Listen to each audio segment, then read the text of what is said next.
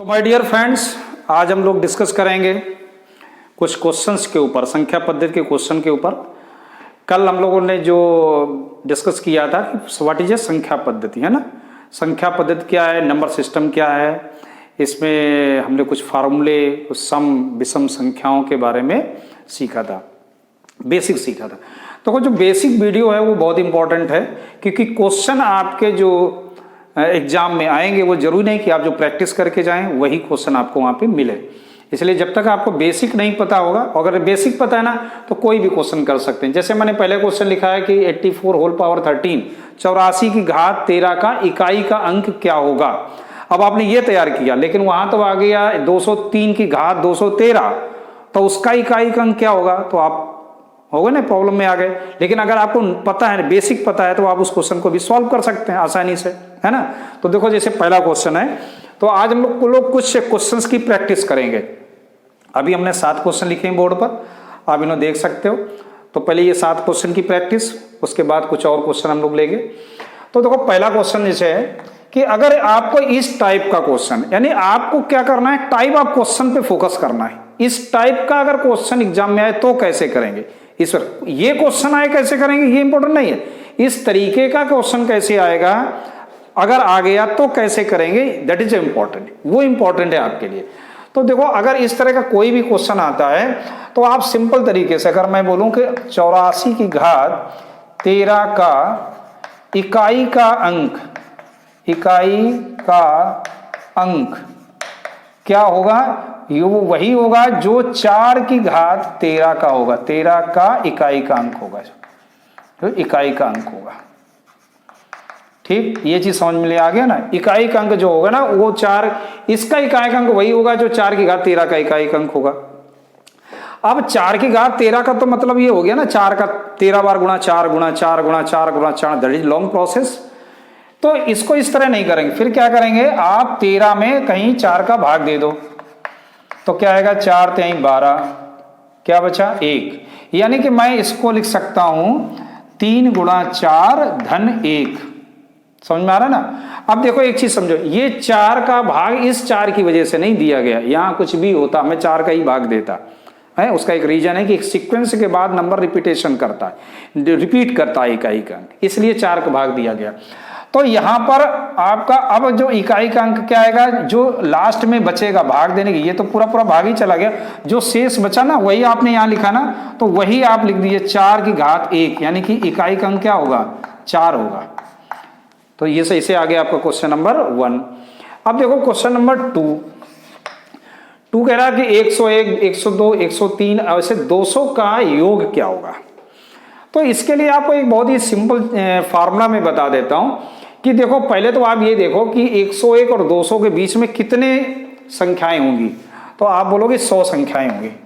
कितनी संख्याएं हैं, 100। इनको हम n से बताएंगे, ये क्या है n, 100 संख्याएं हो गई।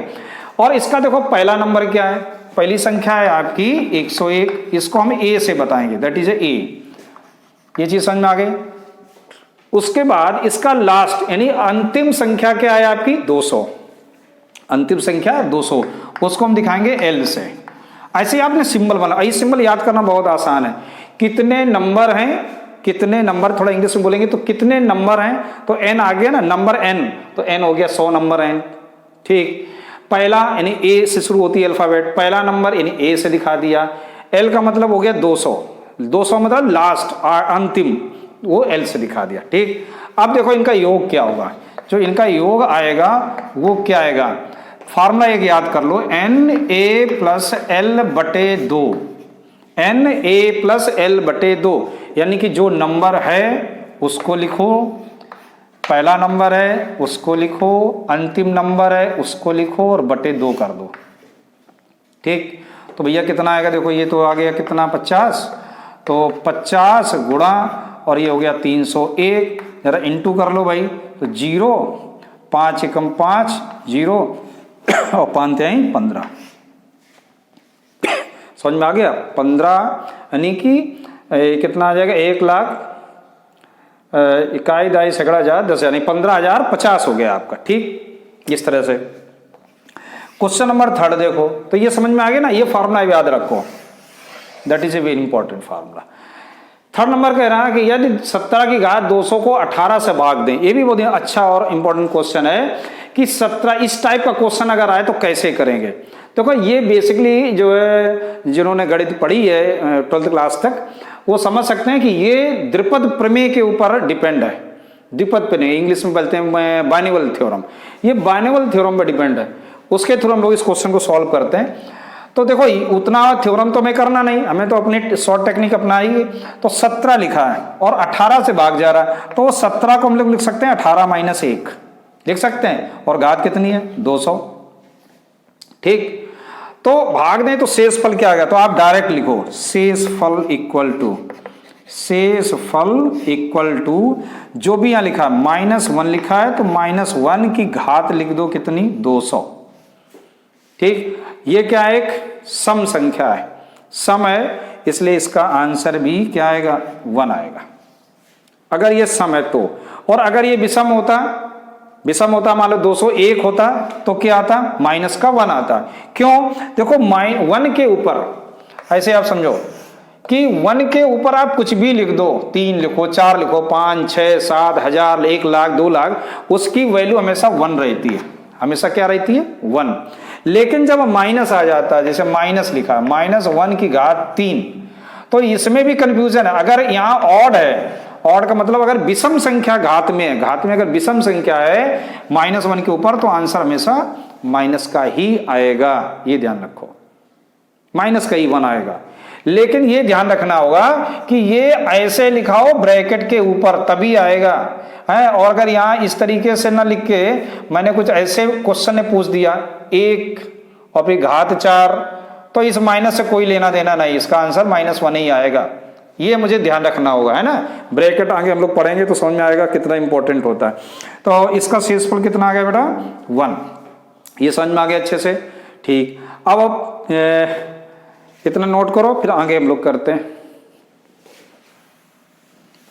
देखो चौथा नंबर है ना, चौथा नंबर क्वेश्चन क्या कह रहा है कि यदि 1 की घात 3, 2 की घात 3, 3 की घात 3, 4 की घात 3 डैश डैश और 10 की घात 3 की वैल्यू आपको दी गई है 3025, यानी 1 cube + 2 cube + 3 cube + 4 cube dot 10 की पावर 3 = 3025 आपको गिवन है।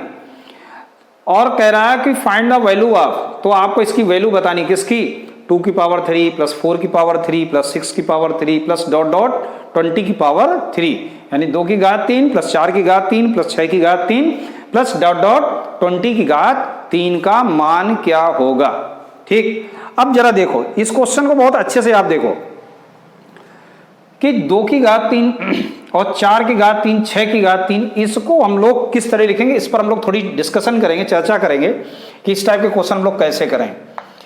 तो हमने जैसे पहले बताया कि डायरेक्ट हम इसका आंसर बता दें वो आपके दिमाग से स्लिप हो सकता है ना, डायरेक्ट बता दें ये आएगा तो आंसर स्लिप हो सकता है। दूसरी चीज है कि इस टाइप का कोई दूसरा क्वेश्चन आ जाए तो आप फंस गए। तो हमने क्या कहा कि हम क्वेश्चनों पर डिस्कस करेंगे, है ना, डिस्कस करेंगे, ठीक है ना, कि हम कैसे इनको सॉल्व करें। और ये अगर मैं कर रहा हूं तो क्यों कर रहा हूं, तो वो आपके दिमाग में चीज बैठेगी तो उस टाइप का अगर कोई भी क्वेश्चन एग्जाम में आएगा ना, आप श्योर है आपके पूरे नंबर आएंगे। कभी कभी क्या होता है कि आप जो मैथ के क्वेश्चन आप करेंगे, देखो मैथ एक अलग विषय है ना, गणित एक अलग विषय है, दूसरे विषय की तरह नहीं चलता है। कभी कभी स्टूडेंट बहुत अधिक प्रैक्टिस करके जाता है और एक भी क्वेश्चन जो वो बुक में पढ़ के जाता है एग्जाम में नहीं मिलता, फिर भी वो 20 में 20 या 40 में 40 जैसा पेपर होता है पूरे नंबर गेन करता है, ठीक। क्यों, क्योंकि उसका बेसिक बहुत अच्छा क्लियर है, उसने बेस बहुत अच्छा सा बनाया। तो आपको बेस लेके चलना है। तो जहां लिखा मैंने 2 की पावर 3 यानी 4 की पावर 3 + 6 की पावर 3 + डॉट अप टू 10 की पावर 3, मुझे इसकी वैल्यू बतानी है। तो एक चीज समझो, जो ये 2 लिखा है मैं इसको इस तरह से लिख सकता हूं क्या, 1 × 2 की घात 3 लिख सकते ना। 4 को मैं क्या लिख सकता हूं 2 × 2 की घात 3 ऐसे लिख सकते हैं। 6 को हम लिख सकते हैं 2 × 3 की घात 3 प्लस डॉट और इसको हम लिख सकते हैं 2 × 5 की घात 3 ऐसे लिखा जा सकता है ना, नो प्रॉब्लम। कोई दिक्कत ही नहीं भाई, 2 को लिख सकते हैं 1 गुणा 2, 4 को लिख सकते हैं 2 गुणा 2, 6 को लिख सकते हैं 2 गुणा 3, बाकी सब जैसा है वैसे लिखा हुआ है। अब जरा ध्यान से देखो कि ये एक सक्रिय है, एक जो है एक तरह के रूल है क्या गणित में कि अगर इस तरह से कभी भी 2 नंबर लिखे हैं तो मैं इनको ऐसे लिख सकता हूं। ये जो घात है ना ये दोनों पर जा सकती है, चाहे वो डिवाइड मल्टीप्लाई में हो या इस तरीके से डिवाइड में लिखा है तो भी मैं इसको इस तरह से लिख सकता हूं। ये मैथ कहता है आप इस तरह लिख सकते हो। लेकिन हम इस तरीके से अगर दिया गया है, प्लस में दिया गया, तो मैं इसको ये नहीं लिख सकता हूं, ये ध्यान रखना है। प्लस में हो या माइनस में हो, हम इसको ये नहीं लिख सकते, ठीक, ये चीज नहीं लिख सकते। तो इसको क्या लिख सकते हैं, आगे वाले हम लोग वीडियो में देखेंगे इसको कैसे लिखेंगे। अभी हम बता रहे हैं कि इसको ये नहीं लिख सकते, लेकिन ये हम लिख सकते हैं, ये ध्यान रखना। तो यहां पर भी हम लोग कुछ इस तरीके से ही देखो कर रहे हैं, ध्यान से देखो, 1 गुणा 2 घात 3, यहाँ भाई 1 है यहाँ 2 है घात 3, इस तरह लिख सकते हैं। चलिए तो हम इसको इस तरह लिख देते हैं, क्या, 1 की घात 3 गुणा 2 की घात 3 प्लस 2 की घात 3 गुणा 2 की घात 3 प्लस 2 की घात 3 गुणा 3 की घात 3 प्लस डॉट डॉट प्लस 2 की घात 3 गुणा 5 की घात 3, ऐसे हम इसको लिख सकते हैं। ठीक, समझ में आ रहा है। अब देखो क्या होने वाला है कि यहां पर एक चीज समझो, देखो एक एग्जाम में इतना समय नहीं मिलेगा जितना मैं एक्सप्लेन करके आपको दे रहा हूं, इतना आपको वहां करना नहीं है। वहां तो आपको रफ देखा, दिमाग में वर्क किया, अच्छा 2 की घात 3 सब में से निकाल के बाहर कर लिया, क्या बचा वो डायरेक्ट हम लोग लाइन लिखेंगे। अभी हम लोग समझ लेंगे तो फिर हम कर पाएंगे वहां पर। अब देखो यहां पर देखो ये 2 3 4, इनको हम गणित में बोलते हैं पद। हर एक पद में आप क्या देख रहे हैं कि 2 की घात 3 सभी पदों में लिखा हुआ है। आप देखो ध्यान से, 2 की घात 3 सभी पदों में लिखा हुआ है, यानी कि इनको मैं बाहर निकाल सकता हूं। ठीक, इन सबको मैंने बाहर निकाल दिया, इस तरह ब्रैकेट लगा दिया। ब्रैकेट का मतलब ही यही होता है, कोष्टक हिंदी में बोलते हैं, कि जो बाहर निकाला इसका और इस ब्रैकेट के साथ जो संबंध है वो इनटू का है। यहां पर ये ध्यान रखना, यहां गुणा का साइन होता है ना, ये आपको दिमाग में रखना होगा। अब बचा क्या हर पद में, वो देखो यहां बचा 1 की घात 3, यहां क्या बचा 2 की घात 3, यहां क्या बचा 3 की घात 3, ऐसे 4 की घात 3, 5 की घात 3, और आखिरी में बचेगा कितना, सॉरी वहां 20 था, है ना, 20 था, मैंने 10 लिख दिया था, सॉरी यहाँ 20 है, तो 20 है तो यहाँ पर 10 आ जाएगा और यहाँ भी 10 आ जाएगा, ठीक है ना, वो मैंने 10 लिख दिया था बाई मिस्टेक। तो अब देखो यहाँ क्या आ गया कि लास्ट में यहाँ क्या बचा 10 की घात 3। ठीक, ये चीज समझ में आ गई। अब भाई देखो ध्यान से, इसका मान आपको दिया गया है 3025, तो सिंपल सा 2 की घात 3 का मतलब क्या होता है 8, 2 की घात 3 का मतलब 8, कैसे 2 गुणा 2 गुणा 2, 2 दूनी 4, 4 गुणा 2 8 होता है, तो 8 लिख सकते हैं। और हमने बताया था इनका संबंध क्या है, मल्टीप्लाई का है, और इसकी वैल्यू कितनी है 3025, तो भैया मल्टीप्लाई कर दो, 8 5 40, 8 दूनी 16 और 4 20, और 8 तिरिक 24 और 2 26, यही आएगा, देख लो भाई, 8 5 40, 8 दूनी 16 और 4 20, और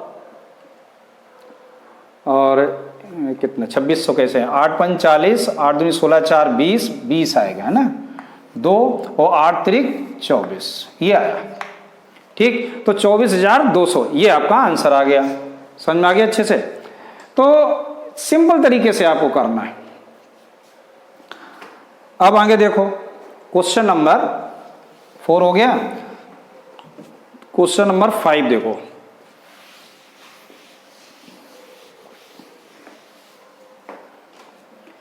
फाइव नंबर क्वेश्चन में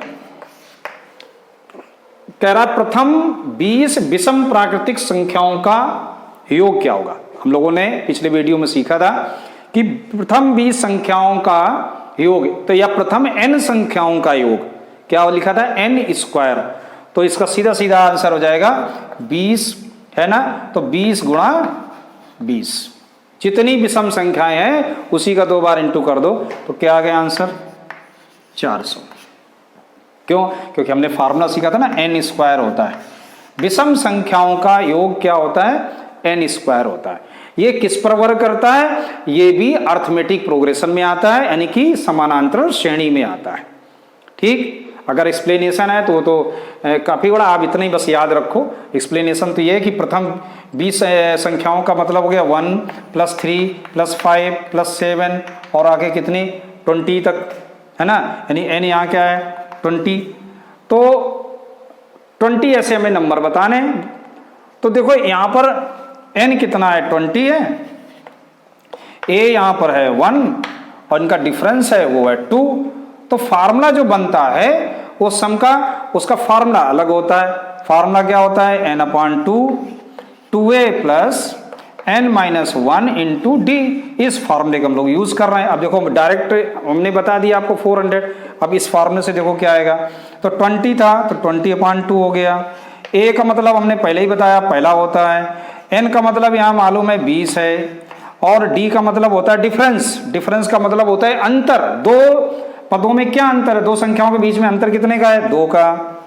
ठीक, अब देखो ये तो हो गया 10 और 2 एकम 2 और 19 दूनी 38।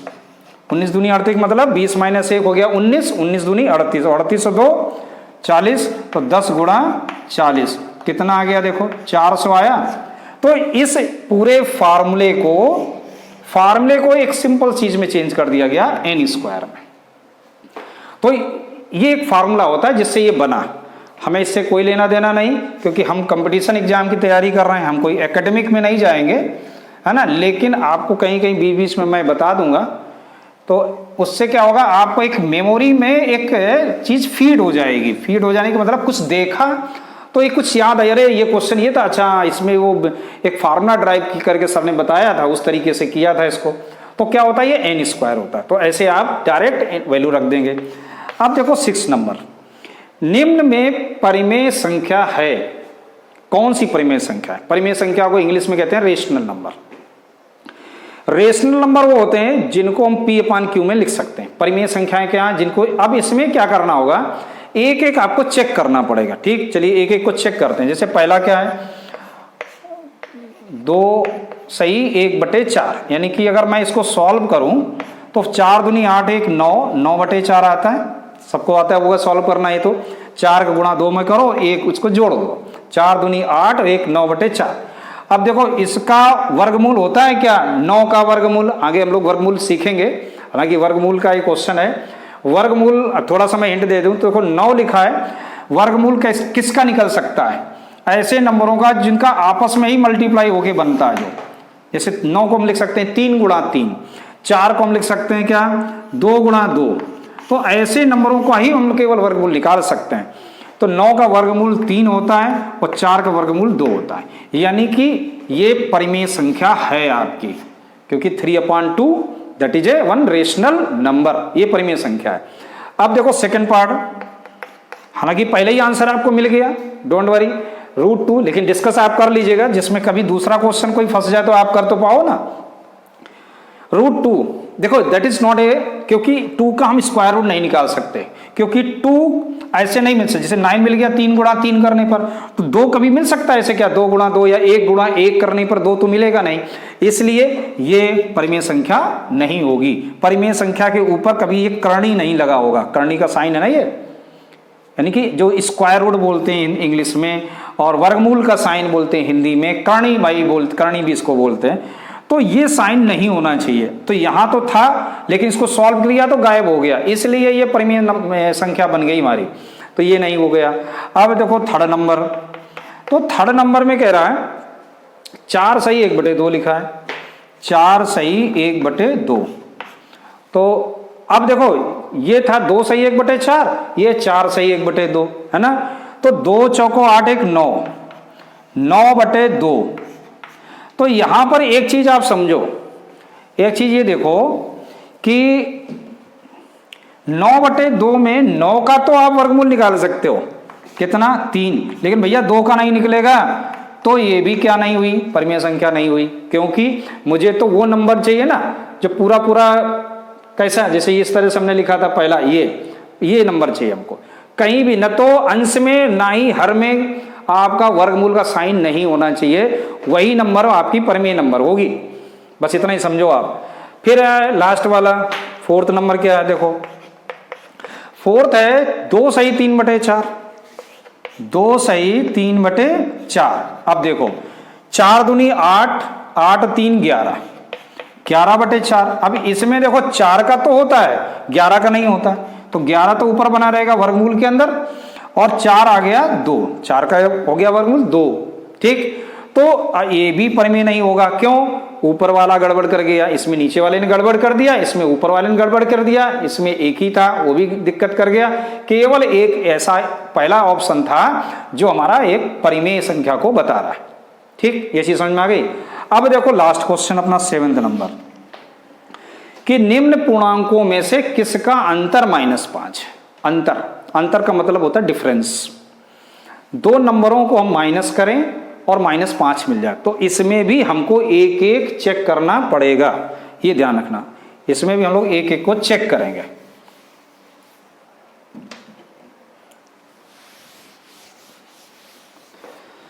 तो जैसे पहला है -2 और 7। अब जरा इनको चेक कर लो। तो -2 और 7, -2 में अगर हम -7 करें, अब यहां देखो चिन्हों का आपको मैं सिखाता हूं कैसे प्लस माइनस होता है। यहां ऋण का 2 है और ये ऋण का 7। अंतर का मतलब होता है आप सब्ट्रैक्ट करते हो, भाई हमारे पास 10 रुपए हैं, तुम्हारे पास 15 रुपए हैं, हम दोनों के पास जो रुपए है ना, अंतर कितना है, तो आप तुरंत बता दोगे भाई 5 का अंतर चल रहा है। लेकिन गणित हमारी क्या कह रही है कि जिस सीक्वेंस में लिखा 2 और 7 का अंतर, -2 -7 क्या आएगा, इसका आंसर आएगा -9। समझ में आ रहा है ना, -9। क्यों? तो -9 कैसे आ गया? क्योंकि देखो ये साइन होते हैं ना, चिन्ह, आप चिन्ह को देखो, ये चिन्ह एक जैसे हैं, ये चिन्ह एक जैसे हैं, इनको हम लोग को ऋण बोलते हैं हिंदी में, ऋण का चिन्ह है, इंग्लिश में आप माइनस साइन बोलते हैं, है ना। तो एक चीज समझो, जैसे हमने कहा आपके पास 2 रुपए का कर्ज है, फिर आपके पास 3 रुपए का कर्ज हो गया, तो आपके पास टोटल कितने रुपए का कर्ज हो गया, 5। और कर्ज को हम लोग दूसरी भाषा में क्या कहते हैं, इनके ऊपर 2 रुपए का ऋण है, और इनके ऊपर 3 रुपए का भी ऋण है, 2 लोगों का ऋण है। एक लोगों का 2 रुपए इन्होंने ले रखा है, एक लोगों का 3 रुपए ले रखा है, तो इनके पास टोटल कितने रुपए का ऋण है, तो आप बोलोगे 5 रुपए का ऋण है, ऐसे तो बोलोगे ना। यहां देख लो सेम लिखा ना, -2 -7 कितना होगा, -9 होगा। ऋण का मतलब यही तो होता ना, ऋण 2 ऋण 7 ऋण 9। और अगर यहां दोनों प्लस होते तो भाई धन हो गया ना, इनके पास 2 रुपए धन मिला, इनको 3 रुपए का धन मिला, तो इनको टोटल धन इनके पास कितना हो गया, 5 रुपए का है इनके पास धन। ठीक, अब देखो सेकंड नंबर, देखो सेकंड नंबर कैसे करेंगे। सेकंड है 6 और 11, 6 और 11। तो इसको कैसे किया जाए, 6 ऋण 11, जो इसमें किया वही इसमें किया, तो 6 ऋण 11 कितना होगा। अब देखो ये एक प्लस का और ये माइनस का, एक ऋण का एक धन का। जब अपोजिट होते हैं तो माइनस हो जाता है, घटाना होता है, घटाना, है ना। तो जिसे हम लोग इंग्लिश में बैलेंस भी बोलते हैं, तो सब्ट्रैक्ट भी बोलते हैं। अब इनको जरा माइनस करो, 6 में 11 माइनस करो तो नहीं होगा, तो आप क्या करोगे, 11 में 6 माइनस करो तो कितना आएगा, 5 आएगा। लेकिन यहां पर जो कर्ज है ना आपके ऊपर वो ज्यादा है और आपका जो जमा पूंजी है वो कम है। धन क्या होती, जमा पूंजी होती है, और जहां माइनस का साइन लगा तो वो कर्ज होता है।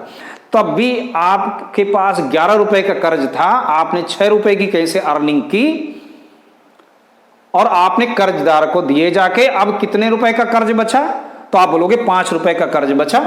तो ये जो 5 रुपए का कर्ज है ना, वो कैसे दिखाओगे, ऋण 5। अभी भी आपके पास ऋण है कितने रुपए का, 5 रुपए का। तो मैथ की लैंग्वेज में समझते हैं कि जो नंबर का साइन बड़ा होता है, जिस नंबर का चिन्ह बड़ा होता है उसी का चिन्ह लगता है। ये जो 11 लिखा ना, ये ऋण का लिखा है, इसलिए यहां ऋण लिखा जाएगा, ठीक है ना। ये 6 धन का है, धन का नंबर छोटा है, ऋण का नंबर बड़ा है, इसलिए ऋण का साइन लगा गया। तो आंसर तो मुझे मिल गया, सेकेंड ऑप्शन इज करेक्ट। इसका जो सेकंड ऑप्शन है वो सही हो गया। अब थर्ड ऑप्शन में चलो, चेक सबको कर के मैं सिखाऊंगा, है ना, पता नहीं कौन सा क्वेश्चन कहां बन जाए जाके। 7 और -2। अब देखो इसको, क्वेश्चन को देखो, इसका अंतर क्या आएगा, तो देखो भैया बहुत ही समझ समझ इसको करिएगा, क्योंकि मैंने पहले ही बताया जरूरी नहीं कि इस तरह का क्वेश्चन हो, इनमें से कोई भी एक पार्ट को सही बोल सकता है, इसका कोई भी एक आंसर यहां लिख देगा। और आप तो -5 तैयार करके गए थे हैं, और वहां लिख दिया कि ऐसे पूर्णांकों का अंतर क्या होना चाहिए, -9 होना चाहिए, -9 लिख दिया तो ये ऑप्शन सही हो जाएगा, है ना।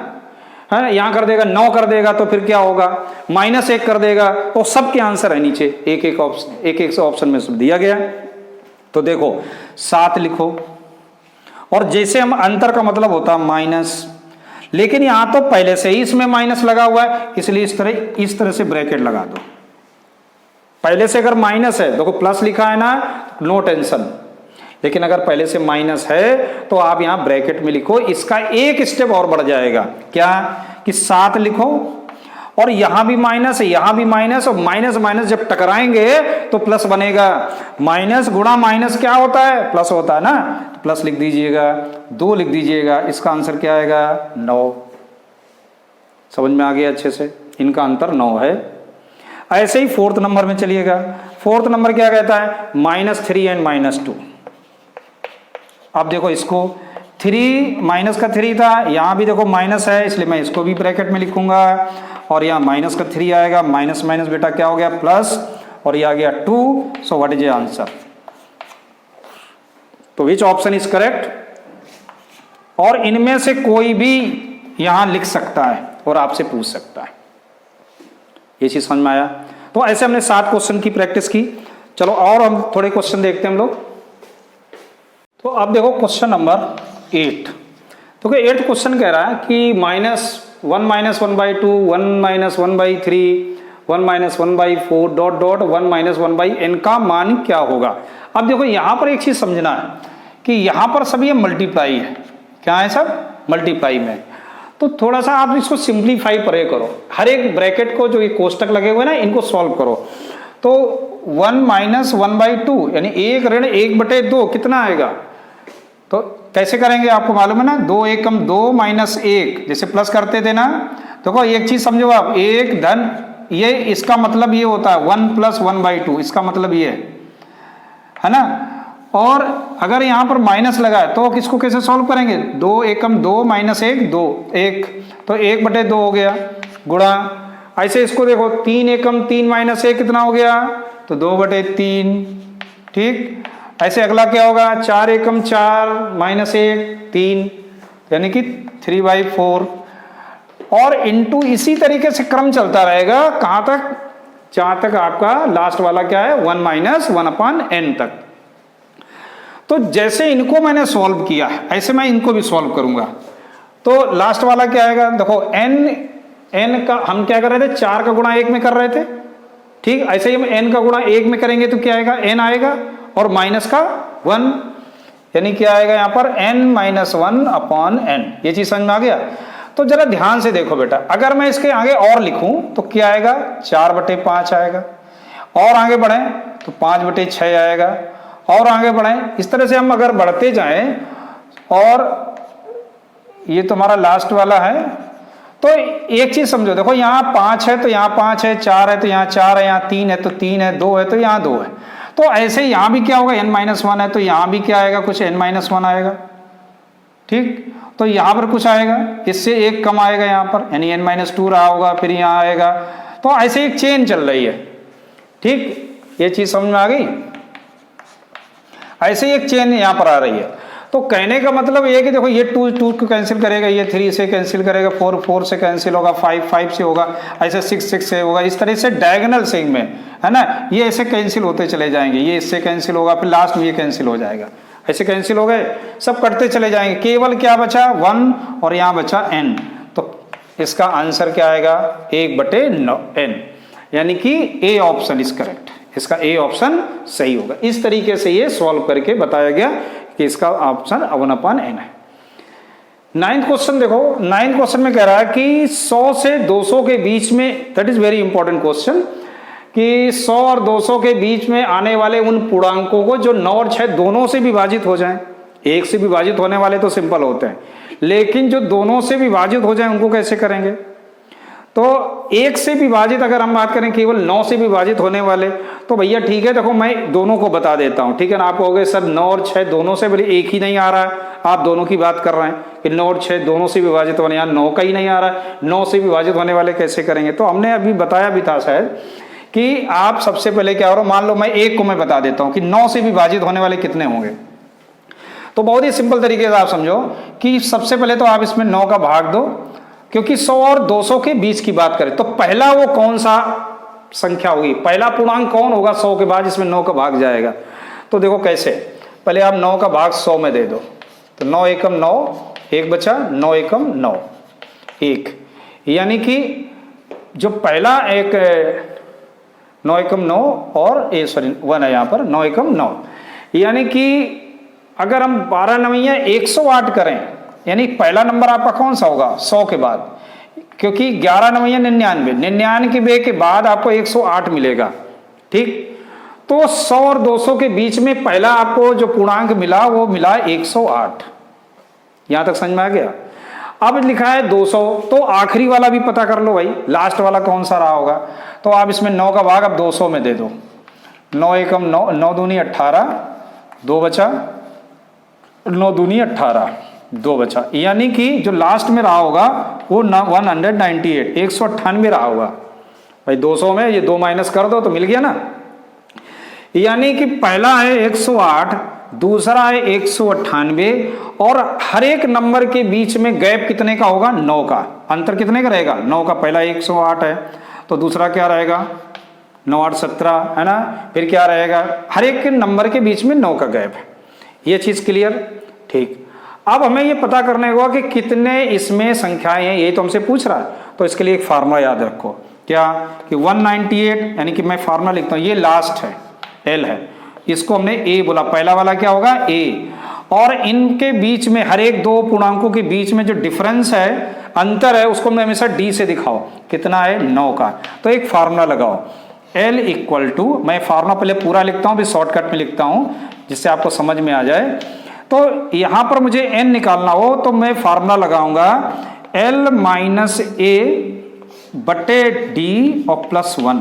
आपको ऐसे इस फॉर्मूले को आप याद रखो, कभी भी दो नंबरों के बीच में अगर आपको पूर्णांकों की संख्या चाहिए, संख्या की बात कर रहा हूं, संख्या चाहिए, तो इस फॉर्मूले को याद करो। ये क्या है, संख्या बताएगा किसके बीच में, ये जो लास्ट है, एल माने लास्ट टर्म है, ए क्या है पहला टर्म है, और बटे में क्या चल रहा है डिफरेंस चल रहा है, और प्लस 1, ठीक। तो ऐसे अब जैसे 9 था तो हमने क्या कहा कि लास्ट क्या था 198, 198, और पहला क्या था 108, और डिफरेंस कितना था इनका, अंतर क्या था भाई 9 के गैप से चलेंगे, 9 से डिवाइड हो रहे हैं, और प्लस का 1।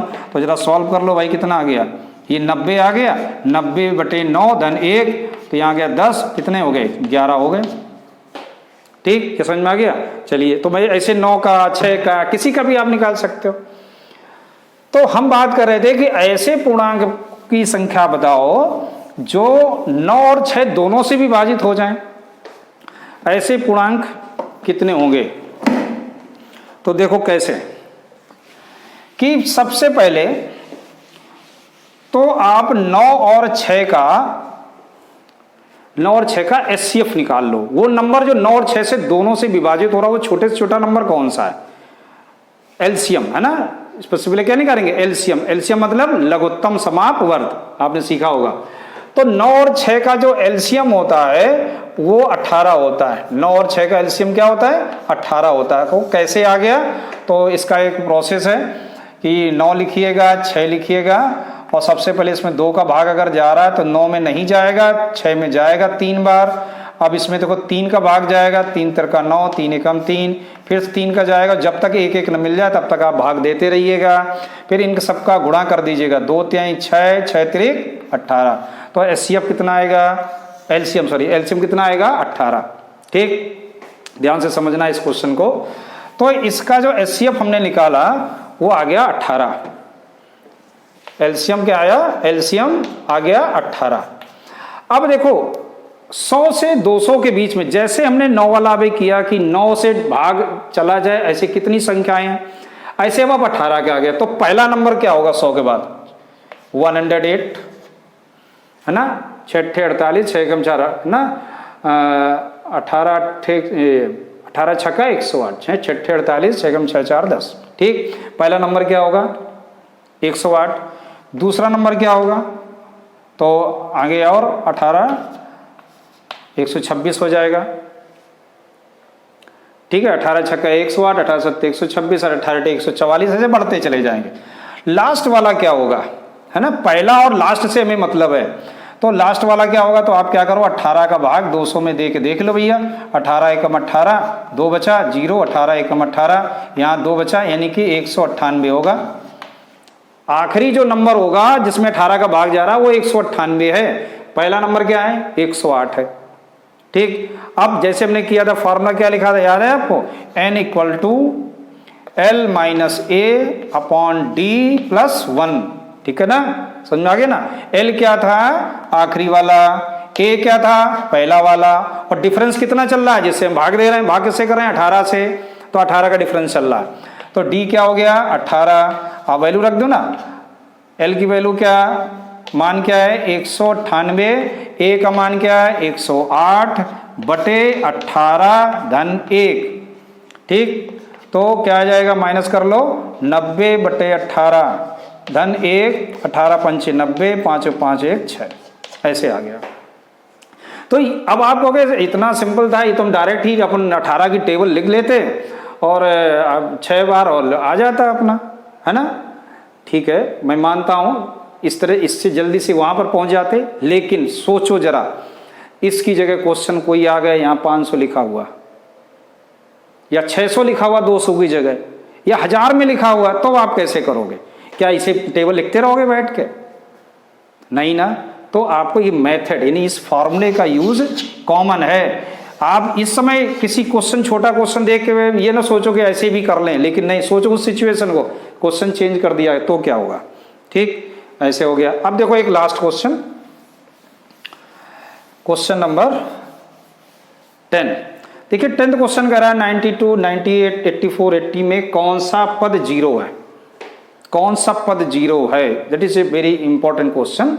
कौन सा टर्म होगा जो 0 होगा, तो देखो इसका निकालने का एक बहुत ही सिंपल तरीका है।